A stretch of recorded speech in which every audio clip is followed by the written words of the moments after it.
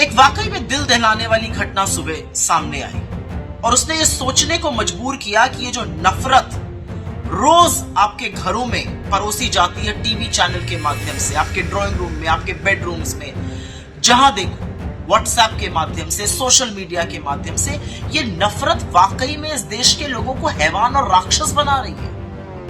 कहां ले आई है ये नफरत इस देश को? योगी और मोदी की ये नफरत ने इस देश के लोगों को दरिंदा और हैवान बना के रख दिया।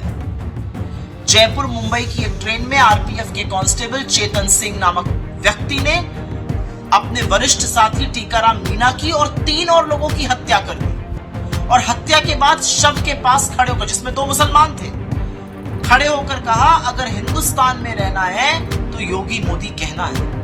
ये कौन सी भक्ति है? ये क्या हैवानियत है? नमस्कार, मैं डॉक्टर राकेश पाठक। जयपुर मुंबई एक्सप्रेस ट्रेन में जो वारदात हुई है वो मामूली वारदात नहीं है। वो कोई ऐसी वारदात नहीं है कि किसी एक आदमी ने पागलपन में कुछ लोगों की हत्या कर दी, बल्कि ये वारदात हमारे समाज, हमारे देश की रगों में भरे गए जहर का विस्फोट है। ये ऐलान है इंसानियत के दुश्मनों के हौसले का।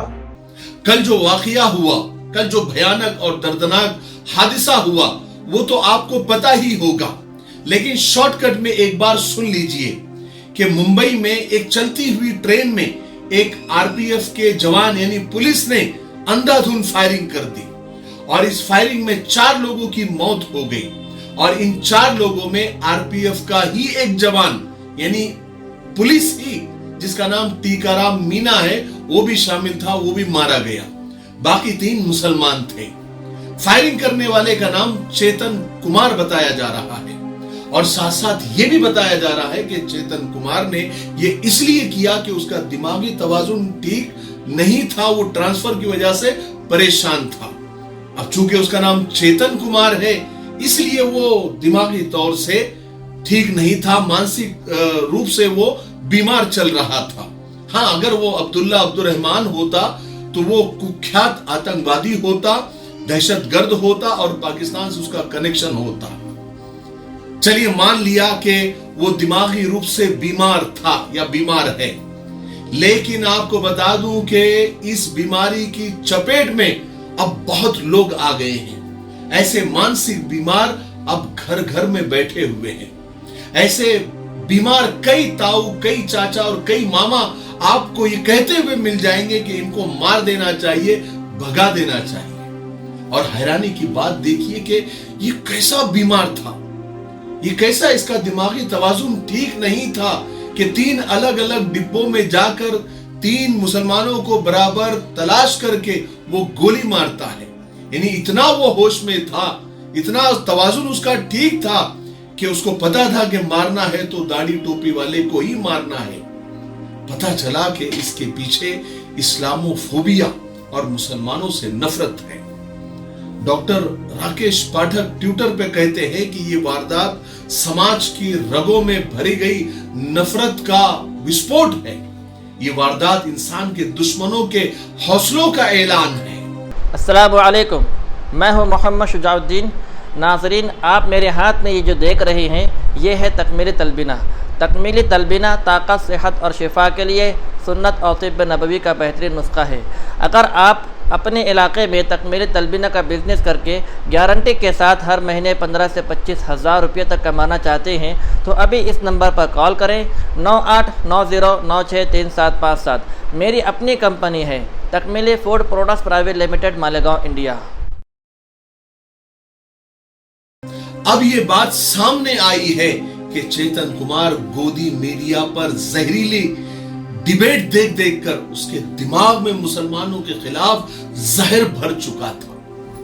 किसी को पता नहीं था कि चेतन कुमार एक ज़ॉम्बी बन गया है और मालूम नहीं ऐसे कितने ज़ॉम्बी हमारे समाज में, हमारी ट्रेनों में, बसों में, प्लेन में, गली मोहल्लों में तैयार बैठे हैं जो कभी भी फट सकते हैं। प्रज्ञा मिश्रा जो एक मशहूर रिपोर्टर है, वो ट्विटर पर लिखती है कि 4 लोगों के कत्ल करने वाले इस जानवर को सुनिए, कत्ले आम के बाद इसका खौफनाक भाषण आप सुनिए। गोदी मीडिया ने जो हिंदू मुसलमान का जहर बोया है उसका असर दिखने लगा है। आप भी सुनिए ये हत्यारा दहशतगर्द चेतन कुमार क्या कह रहा है। पाकिस्तान से ऑपरेट हुई हमारी मीडिया, यही मीडिया खबरें दिखाने पता चल रहा हूँ, पता चल रहा हूँ पता चल रहा है ये क्या कर रहा है। अगर वोट देना है, अगर हिंदुस्तान में रहना है, मैं कहता हूँ मोदी और योगी ये दो है और आप ये ठाकरे। ये जो अल्फाज इसने कहे हैं बहुत ही शर्मनाक है। इसी वजह से लोग कह रहे हैं कि कोई दिमागी तवाजुन वजुन का मामला नहीं है, बल्कि ये एक दहशतगर्दाना हमला है, क्योंकि इसने चुन चुन कर मुसलमान पैसेंजर को तलाश किया और उन पर फायरिंग की। असदुद्दीन ओवैसी साहब ने भी इसको जो है दहशतगर्दाना हमला करार दिया है। और फायरिंग के बाद इस चेतन कुमार की बात जो आपने सुनी, जो कह रहा है कि ये देश योगी और मोदी और ठाकरे का है, इस देश में रहना होगा तो योगी और मोदी को वोट देना होगा। हाय, जो गोदी मीडिया ने सालों से जहर फैलाया है, अब उसका रिजल्ट सामने आना शुरू हो गया है। ये वही हो रहा है जो मीडिया कई सालों से चाहती है और मीडिया चलाने वाले नेता और बिजनेसमैन चाहते हैं। जो जहर टीवी डिबेट, गोदी मीडिया और जहरीली फिल्मों से फैलाया जा रहा है वो हमारे देश के लिए बहुत खतरनाक है। अभी डांडिया ट्विटर पर लिखते हैं कि रात को ट्रेन में सोने से पहले बता दीजिएगा कि आपने वोट किसको दिया था, क्योंकि हो सकता है कि ट्रेन स्टेशन पर पहुंचने के बाद आपको उतारने के लिए 4 कंधों की जरूरत पड़ जाएगी।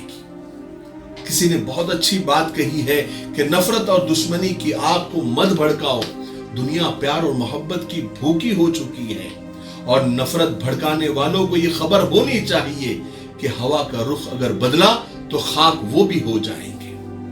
हम दुआ करते हैं कि अल्लाह ताला हमारे देश को, हमारे मुल्क को इन जहरीले लोगों से, इन जहरीले नेताओं से और इन जहरीली सियासत से अल्लाह ताला हमारे प्यारे मुल्क की हिफाजत फरमाए। दोस्तों, भाइयों और साथियों, लीजिए आपकी सेवा में हम एक ऐसा हलवा पेश कर रहे हैं जिसका नाम यंग राइडर है, जो सरकार से मान्यता प्राप्त है, मंजूर शुदा है, जिसका कोई साइड इफेक्ट नहीं, 100% आयुर्वेदिक। ये हलवा न सिर्फ आपकी मर्दाना कमजोरी को भरपूर ताकत में बदल देगा, आपकी वीर्य मनी धातु को गाढ़ा करेगा, आपकी टाइमिंग को बढ़ाएगा, बल्कि आपके नर्वस सिस्टम को ताकत देकर आपको एक हेल्दी मर्द बना देगा। खर्च कम, फायदे अनेक। एक मर्तबा जरूर आजमा लीजिए, देख लीजिए, जिंदगी भर आप याद रखेंगे।